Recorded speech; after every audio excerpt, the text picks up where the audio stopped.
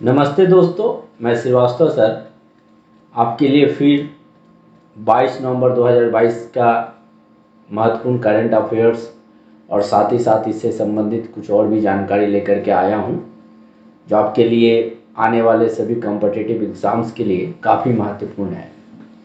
सारे current affairs को पढ़िएगा, नोट कीजिएगा, जिससे कि आपके आने वाले एग्ज़ाम में जीके पोर्शन में किसी तरह का कोई समस्या न हो। पहला प्रश्न है, विश्व टेलीविज़न दिवस कब मनाया जाता है? तो ये जो है 21 नवंबर को मनाया जाता है। पहला वर्ल्ड टेलीविज़न फोरम 1996 में 21 नवंबर को मनाया था और इस दिन को वर्ल्ड टेलीविज़न डे के रूप में जाने जाने लगा। टेलीविज़न का जो आविष्कार है, इसका आविष्कार 1924 में जॉन लॉगी बियर्ड द्वारा किया गया।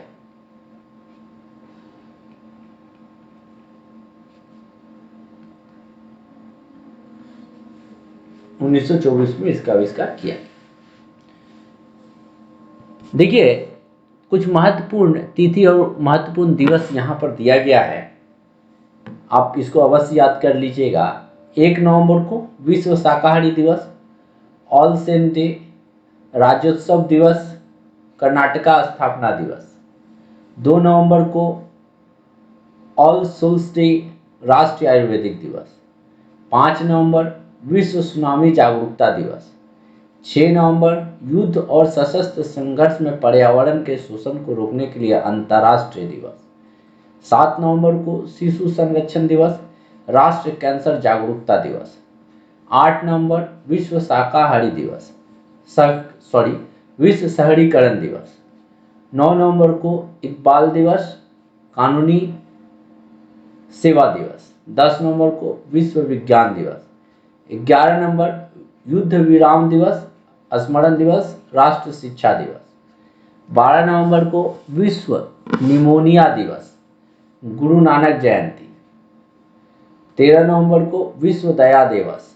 14 नवंबर को विश्व मधुमेह दिवस, बाल दिवस। 16 नवंबर अंतर्राष्ट्रीय सहिष्णुता दिवस। 17 नवंबर राष्ट्रीय मृगी दिवस, विश्व स्वयंपूर्णता दिवस, विश्व सीओपीडी दिवस। 18 नवंबर को राष्ट्रीय प्राकृतिक चिकित्सा दिवस। 19 नवंबर को अंतर्राष्ट्रीय पुरुष दिवस, विश्व शौचालय दिवस। 20 नवंबर को सार्वभौमिक बाल दिवस, अफ्रीका औद्योगिकीकरण दिवस। 21 नवंबर विश्व टेलीविजन दिवस, सड़क यातायात पीड़ितों के लिए विश्व स्मरण दिवस। 25 नवंबर को महिलाओं के खिलाफ हिंसा के उन्मूलन के लिए अंतर्राष्ट्रीय दिवस।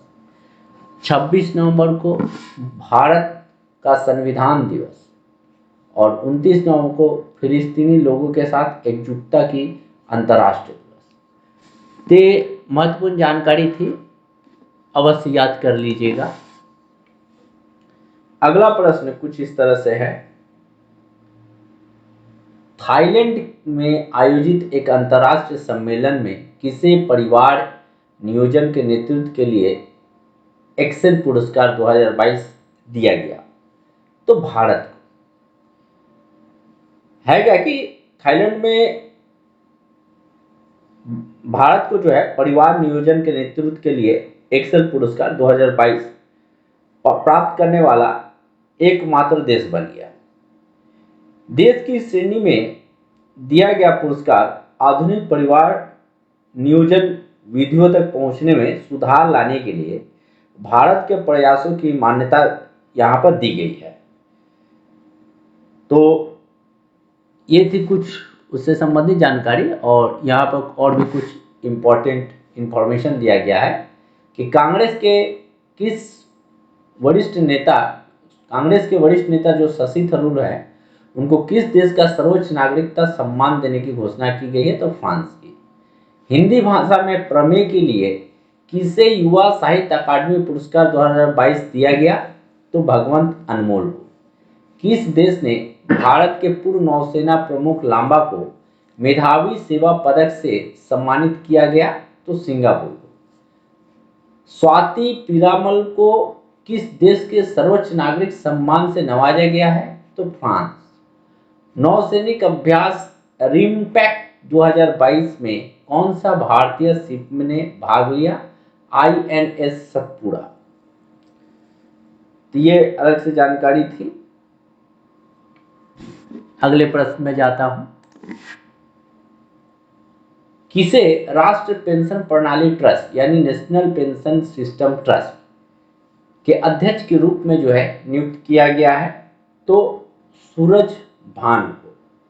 नेशनल पेंशन स्कीम वास्तव में क्या है कि पहले क्या था, OPS ओल्ड पेंशन स्कीम था, रिटायरमेंट के बाद मिलता था, लेकिन अभी वो जो ओल्ड पेंशन स्कीम जो है वो नेशनल पेंशन सिस्टम के तहत चला गया, जिसको NPS भी कहा जाता है। हाल ही में अब्बास मुंतशिर का निधन हो गया, वह किस क्षेत्र से में प्रसिद्ध हैं? तो वो जो है बास्केटबॉल के क्षेत्र में प्रसिद्ध है। ये इनके बारे में एक छोटी सी जानकारी मैं दे दूं कि भारत के पूर्व बास्केटबॉल के कप्तान और अर्जुन पुरस्कार से सम्मानित गुलाम अब्बास मुंतशिर की जो है बहुत ही लंबी बीमारी से वो ग्रस्त थे, जिनका निधन जो है 16 नवंबर 2022 को हो गया। इनका निधन जो है मुंबई में हुआ था। उनकी जब निधन हुई तो उस समय उनकी आयु जो है 80 वर्ष की आयु थी। उनका जन्म जो है 1942 में उनका जन्म हुआ था, वो भी मुंबई में उनका जन्म हुआ था। उन्होंने अमेरिकी मिशनरियों द्वारा नागपाड़ा में खेलना शुरू किया था। बाद में उनका झुकाव जो है बास्केटबॉल की ओर उनका ज्यादा झुकाव गया। अगले प्रश्न में जाते हैं। किस राज्य में 8वीं नॉर्वे भारत संयुक्त कार्य समूह समुद्री बैठक कहां आयोजित की गई है? ये जो है मुंबई में आयोजित की गई है। देखिए, यह दुनिया में कच्चे तेल और प्राकृतिक गैस के सबसे बड़े निर्यातों में से एक है। उसके पास उत्तरी सागर में महत्वपूर्ण तेल और गैस के भंडार हैं।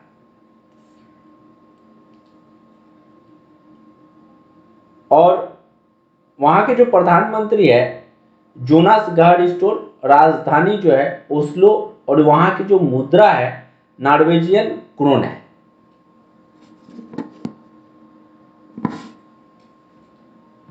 ये थी एक छोटी सी जानकारी नॉर्वे के ऊपर में। किस राज्य सरकार ने स्वतंत्रता सेनानियों के पेंशन को 10,000 रुपए से बढ़ाकर 20,000 करने का निर्णय लिया है? तो महाराष्ट्र सरकार ने यह निर्णय लिया। हाल ही में किस राज्य सरकार ने रामायण और महाभारत सर्किट बनाने की घोषणा की? यह घोषणा जो है उत्तर प्रदेश की सरकार ने की। और ये इस उत्तर प्रदेश की ये जो कदम उठाया है इसको बहुत ही क्रांतिकारी कदम माना जा रहा है। प्रदेश में धार्मिक और प्राकृतिक स्थलों की बहुत ही बहुतायत संख्या है, उसको देखते हुए अलग अलग सर्किट का विकास किया जाएगा। इसमें एक समान पर्यटन केंद्रों को भी शामिल किया जाएगा। जैसे कि मान लीजिए एक उदाहरण के तौर पर मैं बताता हूं कि भगवान राम से जुड़े स्थलों को रामायण सर्किट और भगवान कृष्ण से जुड़े धार्मिक स्थलों को कृष्ण सर्किट के तौर पर विकसित किया जाएगा। इस योजना को जो है नई पर्यटन नीति में शामिल किया जाएगा ताकि ज्यादा से ज्यादा पर्यटक जो है उत्तर प्रदेश में आए। देखिए, कुछ अन्य जानकारियां यहां मैंने देने की कोशिश की है। किस राज्य सरकार ने हाल ही में चीपी हवाई अड्डे का नाम बैरिस्टर नाथ पाई के नाम पर करने की मंजूरी दी? तो महाराष्ट्र। किस राज्य सरकार ने भारत में पहली डिजिटल लोक अदालत की शुरुआत की? तो राजस्थान ने। किस राज्य सरकार ने हाल ही में 4 बागवानी एस्टेट स्थापित करने की घोषणा की? तो पंजाब ने। किस राज्य सरकार ने मातृभूमि योजना पोर्टल लॉन्च करने की घोषणा की? तो उत्तर प्रदेश ने। किस राज्य सरकार ने हाल ही में गिद्धों के संरक्षण के लिए पैनल का गठन किया? तो तमिलनाडु ने। काफी महत्वपूर्ण जानकारी थी। अगला प्रश्न पर जाता हूं। भारत और किस देश ने 5वीं द्विपक्षीय साइबर नीति वार्ता नई दिल्ली में आयोजित की है? तो ऑस्ट्रेलिया ने। ऑस्ट्रेलिया के बारे में एक जानकारी देखिए। यहाँ के प्रधानमंत्री एंथोनी अल्बनीज है। गवर्नर जनरल जो है डेविड हर्ले और राजधानी कैनबरा, और यहाँ की मुद्रा जो है ऑस्ट्रेलियाई डॉलर है।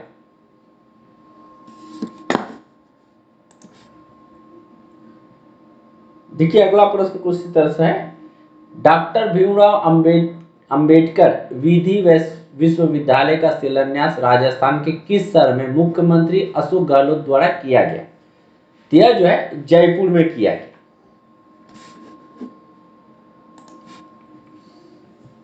कौन सा राज्य नॉर्थ ईस्ट ओलंपिक गेम 2022 का ओवरऑल टीम चैंपियन बना है?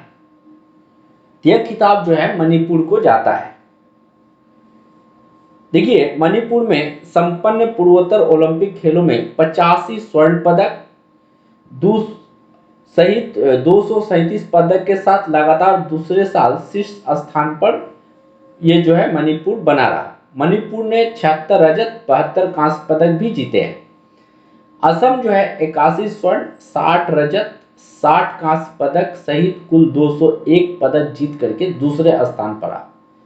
देश के पूर्वोत्तर हिस्सों के 8 राज्यों के खिलाड़ी 10 नवंबर से इस प्रतियोगिता में हिस्सा ले रहे थे।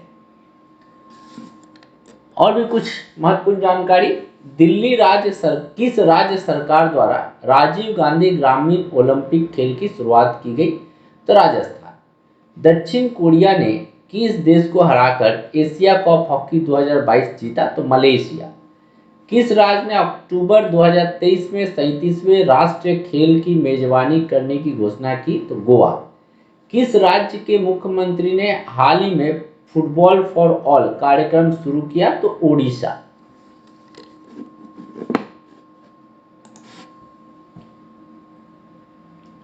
अगला प्रश्न है कि बंडारू विल्सन को किस देश में भारत के नए राजदूत के रूप में नियुक्त किया गया है?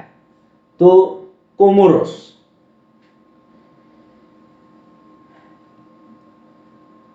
भारतीय विदेश सेवा के अधिकारी बंडारू विल्सन बाबू को समवर्ती रूप से कोमोरोस में भारत का अगला राजदूत नियुक्त किया गया है।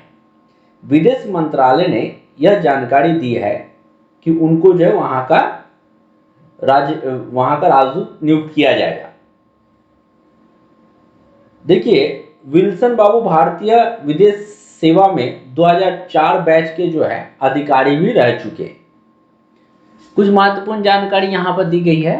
भारत में नए अमेरिकी राजदूत के रूप में किसे नियुक्त किया गया? Elizabeth Jones. किस देश की जलवायु कार्यकर्ता वैनेसा नकाटे को यूनिसेफ का 7वां राजदूत नियुक्त किया गया? तो युगांडा। किस नई वैश्विक शांति राजदूत 2022 के रूप में चुना गया? तो बबीता सिंह को।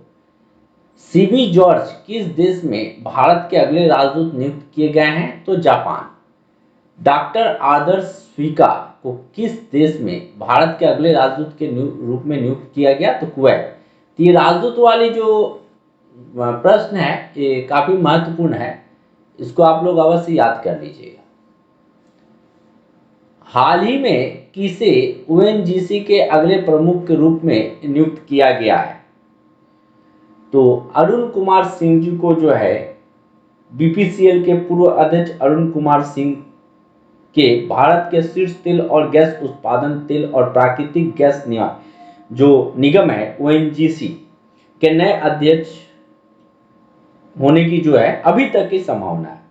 वो पिछले महीने सेवानिवृत्ति की आयु प्राप्त करने के बाद बीपीसीएल से सेवानिवृत्त हुए और 27 अगस्त के साक्षात्कार से पहले ही उन्हें पेट्रोलियम और प्राकृतिक गैस नियामक बोर्ड जो पीएनजीआरबी के प्रमुख के रूप में चुना गया है। ऐसा पहली बार होगा जब 60 वर्ष से अधिक आयु का कोई व्यक्ति पीएसयू बोर्ड स्तर के शीर्ष पद पर आसीन होगा। ये पहली बार है, क्योंकि 60 साल के बाद जो है पीएसयू सेक्टर या फिर गवर्नमेंट सेक्टर में रिटायरमेंट की प्रक्रिया चलती है। तो अरुण कुमार सिंह अगर बन जाते हैं तो ये पहली बार होगा कि 60 वर्ष की आयु के बाद भी जो है कोई एक पब्लिक सेक्टर क्षेत्र में जो है अपना वहां पर कोई किसी पद पर आसीन होगा। किसे तमिलनाडु मार्केटाइल बैंक का एमडी और सीईओ नियुक्त किया गया? तो S Krishnan. Bharat electronics limited के नए सीएमडी के रूप में किसे नियुक्त किया गया? तो दिनेश कुमार बत्रा। किस वरिष्ठ वैज्ञानिक को अंतर्राष्ट्रीय अंतरिक्ष संघ का उपाध्यक्ष चुना गया? तो अनिल कुमार। किस भाजपा सांसद को राष्ट्रमंडल संसदीय संघ के कोषाध्यक्ष के रूप में चुना गया? अनुराग शर्मा। किसे राष्ट्रीय कानूनी सेवा प्राधिकरण के कार्यकारी अध्यक्ष नियुक्त किया गया? तो डी वाई चंद्रचूड़। तो दोस्तों ये थी कुछ महत्वपूर्ण करंट अफेयर्स उससे संबंधित ढेर सारी जानकारी। इसे अवश्य पढ़ें ताकि आने वाले बैंक पीओ एग्जाम के लिए, डीआरडीओ के लिए, डिफेंस के लिए, रेलवे के लिए जितनी सारी वैकेंसीज आती है सभी एग्जाम, यहाँ तक कि यूपीएससी या फिर सिविल सर्विस की आप अगर तैयारी करते हैं, बिहार सिविल सर्विस हो या फिर वेस्ट बंगाल सिविल सर्विस हो, काफ़ी काम आएगी है ये आपकी। तो अच्छा लगे तो लाइक शेयर जरूर करें, सब्सक्राइब जरूर करें। धन्यवाद दोस्तों।